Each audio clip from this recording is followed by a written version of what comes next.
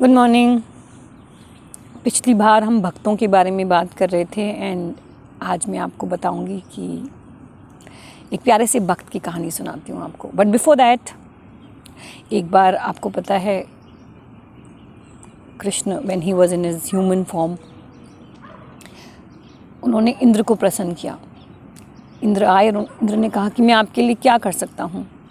कृष्ण मुस्कुराए और उन्होंने बोला कि मेरा अर्जुन से प्रेम बना रहे और भी स्ट्रॉन्ग हो जाए, my friendship with Arjun. How beautiful is that. Anyway, so एक बहुत समय पहले एक राजा थे जिनका नाम था उत्तमपदा। उनकी 2 वाइफ्स थीं, एक सुरुचि थी और एक सुनीता थी। सुरुचि के भी 2 बेटे थे, सुनीता के भी 2 बेटे थे। सॉरी, एक बेटा था Dhruv. Sunita was the first wife. So जो पदवी होती है पहली वाइफ की, उन्हें कभी भी उनके हस्बैंड ने नहीं दी। He was so much in love with the younger wife Suruchi that वो बहुत इग्नोर करते थे सुनीता को। सुनीता का मन बहुत ख़राब होता था। सुनीता का एक बेटा था, उसका नाम ध्रुव था, एज आई सेड।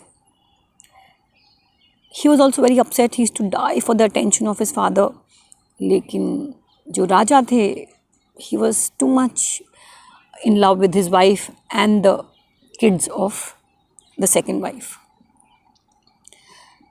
अब एक दिन क्या हुआ दैट उनकी गोद में सारे बच्चे खेल रहे थे, तो ध्रुव भी जाके अपने फादर की गोद में बैठ गया।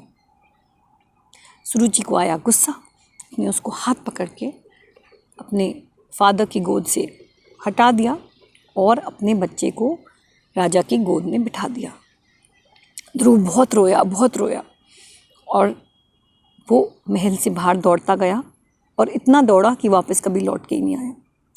वो एक एकांत स्थान में, बहुत सारे लोग उनको रास्ते में भी मिले और सबने बोला कि तुम कहाँ जा रहे हो, तुम छोटे से बच्चे हो, अकेले कहाँ जा रहे हो। एंड ही सेड नहीं, मैं घर तो नहीं लौटूंगा।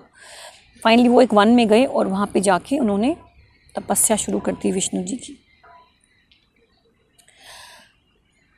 नारद मुनि जो थे कुछ समय बाद आए और उन्होंने भी बड़ी कोशिश करी कि ये बच्चा घर लौट जाए, लेकिन जब ध्रुव नहीं माना और ही सेड नहीं, मैं तो तपस्या ही करूँगा, तो नारद मुनि ने उनको भगवान तक पहुँचने का सही तरीका बताया। फिर क्या था, ध्रुव ने बहुत ही लंबी तपस्या शुरू कर दी, इसी संकल्प के साथ कि उसको दर्शन करने हैं भगवान के। कुछ समय बाद भगवान अवतरित हुए और जब विष्णु जी ने बोला क्या मांगते हो, वो कहते हैं मैं कुछ नहीं मांगता, मुझे तो आपकी गोद में बैठना है। विष्णु जी मुस्कुराए और उन्होंने ध्रुव को अपनी गोद में भर लिया। विष्णु जी ने अपना शंख उसकी चीख पर टच किया और उनको वरदान दिया कि अभी तुम्हारी ज़िंदगी में कोई भी दुख नहीं होएगा, तुम्हें सुख, प्यार, समृद्धि सब कुछ मिलेगी। तुम लौट जाओ और जब तुम मरोगे, वंस यू डाई, तो तुम्हें ध्रुव लोक भेज दूंगा, तुम ध्रुव तारा बन जाओगे। Isn't it beautiful. तो जो चमकता हुआ ध्रुव तारा आप देखते हैं, वो एक भक्त थे, एक प्रेमी भक्त जिनको भगवान के सानिध्य के सिवाय कुछ नहीं चाहिए था। Isn't it really really sweet. हम ऐसे भक्त तो नहीं बन सकते, पर जैसे कृष्ण ने हमें समझाया है, हम ग्रस्त होते हुए भी, अपने कर्म करते हुए भी भगवान से फॉरएवर कनेक्टेड तो रह ही सकते हैं। Trust me, it's an amazing feeling. आपको इतना फियरलेस बना देती है, भय आपकी ज़िंदगी से बिल्कुल ख़त्म कर देती है। And this is what you should try doing. चलिए, जहाँ से हमने ख़त्म किया था हम वहीं से शुरू करते हैं। श्लोक नंबर 26, अध्याय 7। हे अर्जुन, जो प्राणी भूतकाल में हो चुके हैं तथा जो वर्तमान में और जो भविष्य में होंगे, उन सब प्राणियों को तो मैं जानता हूँ, परंतु मुझे मेरे भक्त के सिवाय कोई नहीं जानता। So I think Krishna is stating a fact. वो कह रहे हैं कि जब तक तुम मेरी भक्ति नहीं करते हो, तुम्हें मुझ पे विश्वास नहीं होता, और जब तुम्हें मुझ पे विश्वास नहीं होता, you don't believe that I exist, you don't know me. So who knows me? Only people who love me actually know me. और जो बाकी लोग हैं जो पहले थे, इन द पास्ट, और जो आज हैं इन द प्रेजेंट, और जो भविष्य में भी होंगे, they never know me, they never understand who I am. हे भरतवंश में उत्पन्न शत्रु तापन अर्जुन, इच्छा, योर नेवर एंडिंग डिजायर्स, और द्वेष, how you envious of somebody, से उत्पन्न होने वाले द्वंद्व मोह से मोहित संपूर्ण प्राणी। ये जब फीलिंग्स हमारे मन में आती हैं तो हम कैसे डिल्यूटेड हो जाते हैं, वी कांट थिंक स्ट्रेट, गलत फीलिंग्स ही आपके मन में आती हैं। तो कह रहे हैं कि संपूर्ण प्राणी संसार में अनादिकाल से, for years and years together, मूर्ता को अर्थात जन्म मरण को प्राप्त होते रहते हैं। He saying they don't understand. तो ठीक है, जन्म मरण के साइकिल में गोल गोल घूमते रहते हैं। I mean what can I do. देखिए क्या है, that jealousy is a very dirty feeling, और होल्डिंग ऑन समथिंग, कि जब किसी ने मेरे साथ गलत कर दिया, मैंने आपको समझाया था कि यू होल्ड ऑन कि अरे उसने मेरे साथ ऐसे कैसे गलत किया। But today we will discuss jealousy, envy. So I have to tell you something very, so my own experience, okay. So I have about maybe a month back, I went to Chandigarh and I went and met a cousin of mine. She had the swankiest, prettiest house possible. उनका वो 3 bedroom का flat था on I think the 6th or the 7th floor in an amazing property.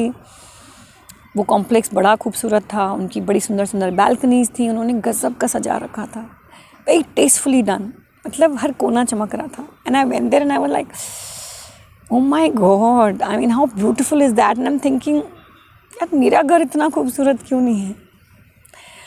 Of course later I put my head straight, but that I don't know, I won't call it jealousy, but that feeling कि यार मेरे पास क्यों नहीं।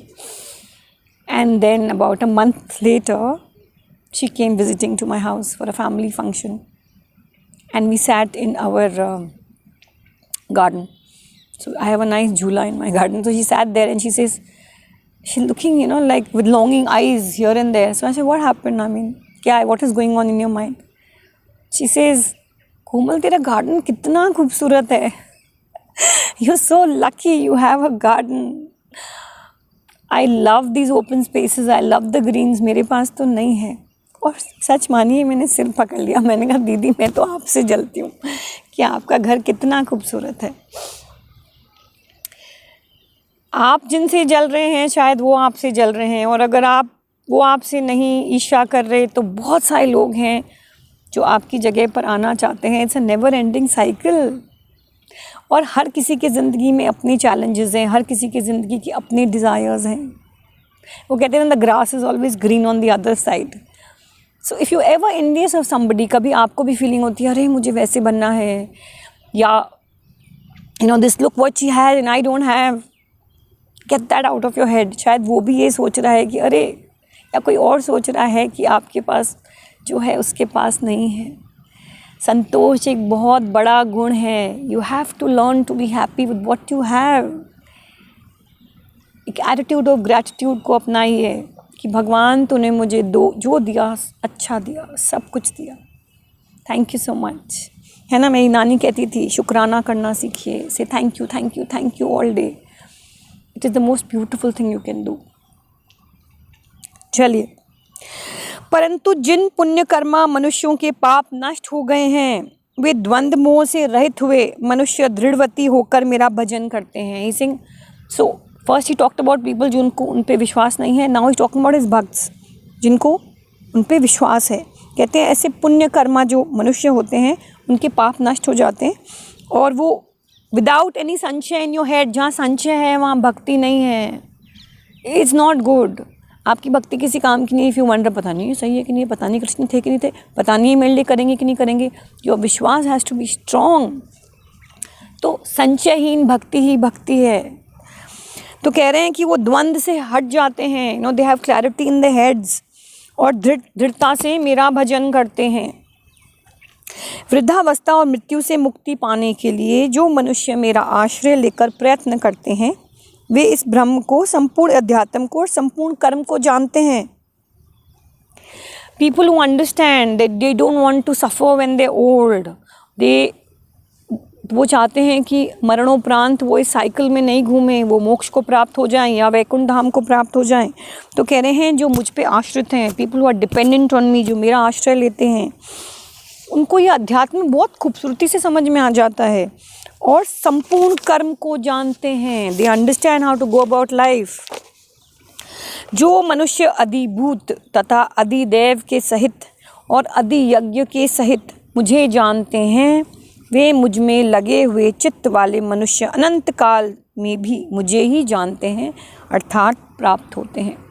सो we ending the 7th chapter here. अब आप ध्यान से सुनिएगा, ये तीनों बड़े बड़े भारी भारी वर्ड जो मैंने इस्तेमाल किए उसका मीनिंग क्या होता है। अधिभूत is your physical world which is, जो क्षण भर भी स्थायी नहीं है, मतलब इट्स एब्सोल्युटली टेम्परी। उसमें क्या होता है, तमोगुण, वी एक्सप्लेन, जो आसुरी भाव होते हैं उसकी प्रधानता होती है।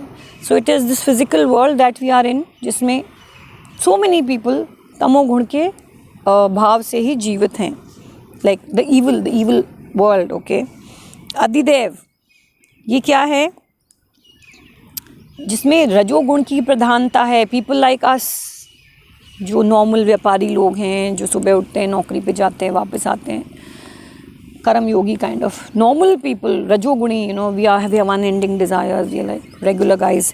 तो उस भाव को हम अधिदेव कहते हैं, जो ब्रह्मा जी ने जिस सृष्टि की रचना करी। और अधियज्ञ किसका नाम है, भगवान विष्णु का है।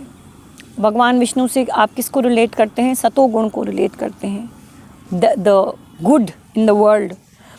लेकिन भगवान आपको ये कह रहे हैं, इन तीनों में मैं हूँ। अगर आप राक्षस हैं तो भी आप मेरा अंश हैं, अगर आप रजोगुणी हैं उसमें भी मैं हूँ, और अगर आप सतोगुण में हैं, अधियज्ञ हैं, तो भी मैं हूँ। ये टॉकिंग अबाउट द समग्र रूप, द ओमनी प्रेजेंट गॉड, उनके बारे में हम बात कर रहे हैं कि भगवान सर्वोपरि हैं और भगवान सब जगह हैं, कण कण में भगवान हैं। Okay, so we'll discuss this in detail the next time. We'll start the 8th chapter. I look forward to seeing you once again. Have an amazing day.